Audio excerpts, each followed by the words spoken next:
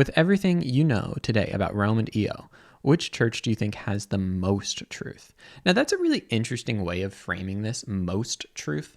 And I'll tell you why. So on the one hand, I could say, oh, maybe the Catholic Church has the most truth because they've defined a lot more things. And so they, just by quantity wise, right, they are probably right about more things because they've given definitive answers on more things.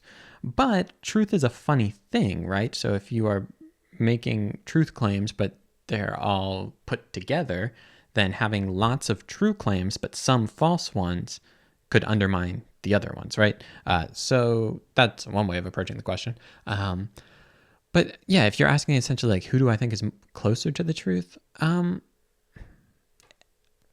It's really hard for me. My gut would probably say Eastern Orthodox, and I'll tell you why.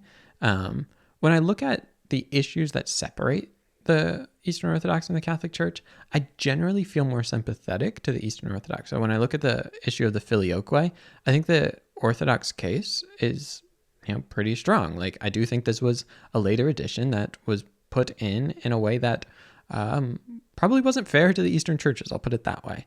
And I don't think Rome rejects that anymore, although at the beginning, the kind of Western understanding of the filioque was that it was always there. And so, I think that was wrong. But on the second level issue of like, is the filioque theologically inaccurate? That I'm less sure about. I just really don't know. But if we then go to the papacy, so like, is the way that the papacy is defined at Vatican I, is that consistent with the practice of the First Millennium Church? I tend to side with the Eastern Orthodox on this, that this seems like a rather large development. And the Catholics would say, well, it is a development, but the extent of the development, I don't know. I guess I think the Eastern Orthodox claims are a little bit less ambitious here, and so they're easier to assent to.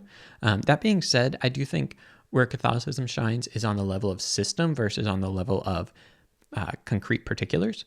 So when I think about what makes most sense for how to arrange the church, I think the Catholic case for like an infallible pope is really compelling. And when you're looking at like, how would I do this? If you're taking kind of like a natural theology approach, or you're just thinking like, okay, what makes sense?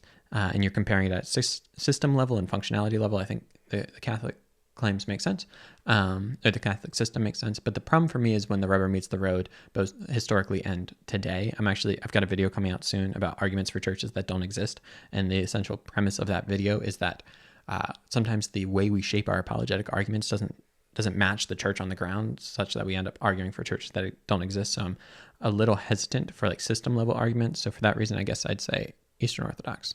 Happy to clarify that in future follow-ups.